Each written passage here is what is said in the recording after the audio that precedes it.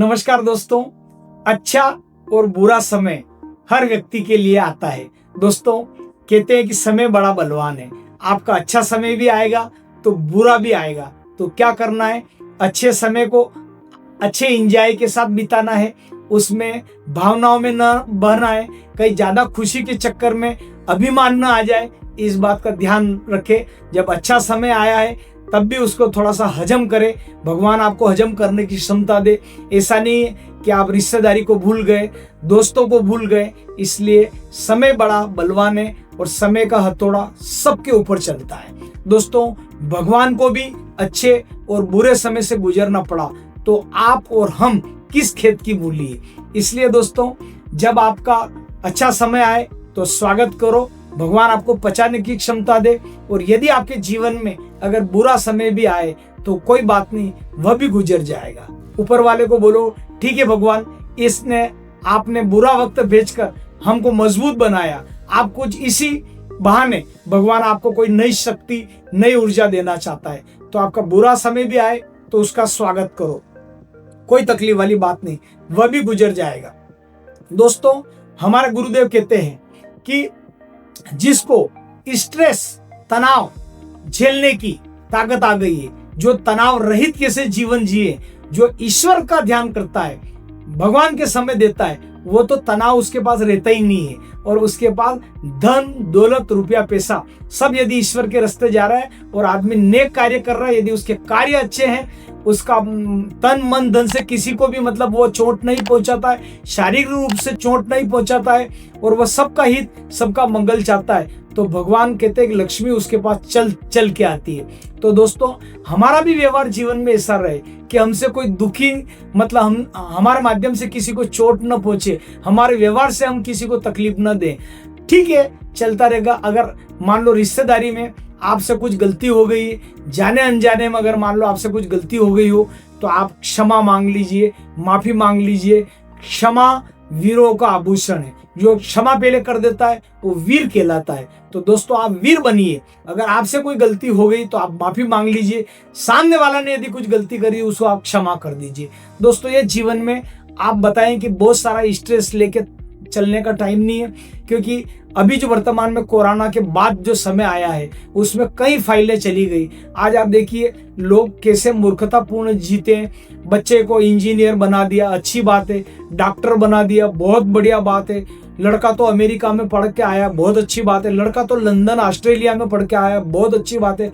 और लोग जो उसकी लड़की है, अच्छी पढ़ी लिखी, वो भी नौकरी करती है, शिक्षिका है, पुलिस में है, या वो चार्टेड अकाउंटेंट है, बैंक में है, तो लड़की का हाथ उस लड़के का हाथ में दे दिया, क्योंकि वो डॉक्टर है, करोड़ों का पैकेज उसका कम बनता है साल का, क्योंकि वो अमेरिका से आया इसलिए वो बड़ा सीए, चार्टेड अकाउंटेंट, करोड़ों का पैकेज है। लेकिन दोस्तों, वो पैकेज भी इस वक्त के आगे, मैं बोल रहा हूँ कि अच्छा और बुरा वक्त आया।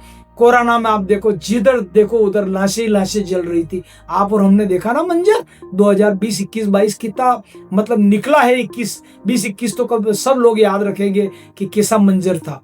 तो दोस्तों, जो एक पिता ने एक इंजीनियर देख के दिया कि लड़का अमेरिका से आया, लड़का चार्टेड अकाउंटेंट, अपनी लड़की का हाथ दिया और वो कोरोना में चल बसा। तो आप बताइए, वो पिता का क्या लड़का कर्जा उतार पाया? नहीं उतार पाया ना। तो पिताजी के जो सपने थे वो अधूरे रह गए। इसलिए बुरा वक्त भी आता है। तो कोरोना में कई की जिंदगियां चल गई, और जिन माता पिता ने जो बहू उस परिवार में दी थी, वो लड़की आज पुलिस में है, या वो लड़की चार्टेड अकाउंटेंट है, वो लड़की शिक्षिका है, या वो लड़की बैंक में है। उन्होंने तो अपने माता पिता ने अच्छा पैकेज देख के दिया था। लेकिन दोस्तों, वही जो 2 लड़के और सास ससुर का, वो शिक्षिका, वो पुलिस वाली या वो बैंक वाली, वो घर चला रही है। आपका इंजीनियर बेटा आपका काम नहीं आया, आपका डॉक्टर बेटा काम नहीं आया। तो ये बात कहते हैं कि अच्छा बुरा समय आता है। इसलिए आप ये उम्मीद तो कर ही नहीं सकते हो कि डॉक्टर है तो सुखी जीवन हो गया। हो सकता है वो रोड पे चल रहा हो, पीछे से कोई ट्रक टक्कर मार दे, कार से कार एक्सीडेंट हो जाए, कितनी मृत्यु हो जाती। तो मृत्यु अनिश्चित है। तो दोस्तों, ये तो करना ही नहीं। हाँ, बच्चों को, जिन बेटियों को पढ़ाया लिखाया ने, वो अपने पाँव पे आज खड़ी हो गई। तो मैं आज बहुत सारे घरों में जाता हूँ, मैंने कहा कि साहब आपके हस्बैंड क्या करते हैं? कि सर वो तो कोरोना में डेथ हो गई। तो आप देखिए वो बैंक में है, वो घर चला रही। वो शिक्षिका है, कई ऐसी शिक्षिका हमने देखी कि उनके हस्बैंड कोरोना में डेथ हो गई और उन शिक्षिकाओं को जो वेतन आ रहा है उससे अपने बच्चों को संभाल पा रही है और सास ससुर की सेवा कर रही है। तो धन्य है। इसलिए बच्चों को पढ़ाओ लिखाओ, लेकिन ज्यादा मतलब ये मत करो कि उनको अहम न सिखाएं। हमारे बच्चों को भारतीय संस्कृति के अनुकूल उनको आचरण दे, उनको ज्ञान दे। खाली पैसा पैसा पैसा काम नहीं आता है। दूसरी बात है, गलतफहमी में नहीं जीना चाहिए। आज बेटा आपका इंजीनियर बन गया, डॉक्टर बन गया और उसको पैसे, आपका करोड़ों का लोन है, तो पहले सबसे पहले आप टर्म इंश्योरेंस ले, आप हेल्थ इंश्योरेंस ले। यदि टर्म प्लान लिया है, अगर आपका बच्चे में करोड़ों रुपए लग गया न, वो कोरोना जैसी महामारी में मर गया या और कोई बीमारी आई या भगवान न करे एक्सीडेंट में चला गया, तो उसका जो 1 करोड़ 2 करोड़ का जो पैसा मिलेगा, उसमें आपका परिवार जो है, जो पैसा लेके एजुकेशन करवाया था, उसको डॉक्टर बनाया था, वो पिता दे देंगे। और पिता स्ट्रेस लेस, तनाव युक्त नहीं मतलब वो जी पाएंगे। उनको तनाव नहीं रहेगा, किसी प्रकार का एक मानसिक स्ट्रेस नहीं रहेगा। तो दोस्तों, आप टर्म इंश्योरेंस जरूर लीजिए। दूसरी बात है, मेडिक्लेम लीजिए। आजकल बिल, अभी मेरा आज का स्टेटस ही था कि जो स्टेंट डलाते हैं शरीर के अंदर, आप सोचिए उसकी कीमत 1 लाख, मुश्किल से 1 लाख के अंदर अंदर रहती है, 70-80 हजार। लेकिन डॉक्टरों के बिल बन रहे हैं 2.5 लाख 3 लाख रुपए के बन रहे हैं, क्योंकि चिकित्सा सेवाएं, उपकरण बहुत महंगे हो गए। सरकार ने ठीक है स्टैंड फ्री कर दिया, तो क्या हुआ? तो मेरे कहने का अर्थ ये है कि आजकल चिकित्सा सेवाएं भी महंगी, तो आप लाइफ इंश्योरेंस के साथ एक हेल्थ इंश्योरेंस अवश्य ले, और लाइफ इंश्योरेंस में टर्म प्लान जरूर ले 1 करोड़ 50 लाख का। तो ये मैंने आपको बताया। वासना के ऊपर अपना वीडियो बन रहा था। ज्यादा वासना शिकार होती है, आदमी प्रेत बन के भटकता रहता है। जैसे रावण है, तो रावण वासना प्रबंध आदमी था, उसके पास सोने की लंका थी, लेकिन पर स्त्री की तरह उसने खराब निगाह उठा के देखी, तो नतीजन उसके वासना जो नाभि के अंदर थी। तो भगवान श्री राम ने विभीषण जी के इशारे पे उनकी बात सुनी कि इसने अमृत भी पी रखा और ये वासनावान आदमी है। तो भगवान श्री राम ने, आज रामनवमी पे हम कह रहे हैं कि धनुष बाण से उसको मारा था। भगवान श्री राम का आज जन्म उत्सव भी है। बोलो श्री रामचंद्र भगवान की जय। तो वासना का जो बाण था, भगवान ने खींच के उसकी नाभि में मारा और मारा गया। रावण के जो शीश थे, वो भगवान श्री राम ने एक एक करके 10 सिर काटे।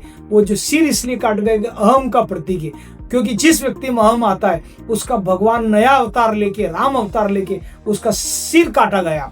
भगवान ने एक और आप देखिए, राजा दक्ष प्रजापति, मैं भी प्रजापति हूं, राजा दक्ष प्रजापति को अभिमान आया। भगवान शिव उनके ससुर को निमंत्रण तो दिया, लेकिन अभिमान होकर निमंत्रण सब दूर बांट दिया और भगवान शिव को नहीं दिया, निमंत्रण नहीं दिया। माँ पार्वती जी, उनकी जो राजा दक्ष की पुत्री थी, उनको निमंत्रण नहीं दिया अपनी लड़की को। तो वह एक जलती कुंड यज्ञशाला में जो है वो हवन में गिर गई। तो भगवान जो शिव के गण थे, वो शिव तक खबर पहुंची कि माँ पार्वती जी ऐसे ऐसे है और सती हो गई हवन कुंड के अंदर। तो भगवान मतलब जो शिव ने अपनी जटा का निकाला और उसमें से जो गण थे वो गए और राजा जो मतलब जो दक्ष प्रजापति था, उसका सिर भगवान ने जो है मतलब विच्छेदन कर दिया, काट दिया और बकरे का सिर बिठा दिया, मैं करा कर बैठा। तो कहने का मतलब ये जो अहम आएगा, चाहे वो किसी भी समाज का व्यक्ति हो, प्रजापति समाज की बात नहीं आ रही, जब अहम आया दक्ष प्रजापति में तो उसका सिर छेदन कर दिया भगवान श्री शिव ने। तो कहने का मतलब ये है कि जीवन में अहम नहीं करना। खूब धन दौलत आ जाए तो भागवत गीता करवाना, नानी बाई का मायरा कराना, नेक कार्य करना, मंदिर बनाना, गौशाला में दान देना, ऐसे सेवा कार्य चलते रहना चाहिए। क्योंकि ज्यादा धन अगर घर में गाड़ के रखोगे या ज्यादा धन अगर आपका रहेगा, तो आप ये देख रहे हो अभी 2 छिपकलियां थी, चली गई इधर उधर, शायद वो साइड चली गई। तो यहाँ छिपकलियां बन के ये जो निगरानी रखते हैं ना, ये भी किसी जमाने में इनका धन हो सकता है या रह गया होगा शुभम परिसर में। तो ज्यादा धन रहेगा तो घर में छिपकली बन के ध्यान रखोगे, ध्यान रखना आप। इसलिए कोई सांप बनता है, कोई कीड़े बनते हैं। तो धन वासना छोड़ के नहीं मरना है आपको, धन छोड़ के नहीं मरना है। धन का सदुपयोग करके इस सृष्टि से विदा होना है। इसलिए आप भागवत गीता पढ़ें, रामायण पढ़ें, आप वेद शास्त्र पुराण पढ़ें, हमारे 18 पुराण हैं, सब पढ़ें। और आप इस हिंदू संस्कृति को, भारतीय संस्कृति को, जिस धर्म में आपका जन्म हुआ है, आप उससे अधिक से अधिक उसका ज्ञान ले। सबका मंगल करें दोस्तों। भगवान श्री कृष्ण ने एक बात और बहुत अच्छे से देखी हमने, देखिए उनका सगा मामा कंस है ना, लेकिन वो गलत रास्ते चल रहा था, प्रजा को लूट रहा था, और उसने मतलब जो है भगवान श्री कृष्ण के माता पिता को जेल में डाल दिया था। इसलिए उसका जो मतलब बहुत ज्यादा गलत काम हो गए थे, तो भगवान श्री कृष्ण ने मामा को भी मोक्ष धाम रखा, मतलब मामा का भी अंत किया। ठीक है, तो यानी हिरण्यकश्यप के अंदर भी इतना अहम आ गया कि मैं भी भगवान हूं, तो भगवान ने नरसिंह रूप अवतार लेके उसको भी खत्म किया।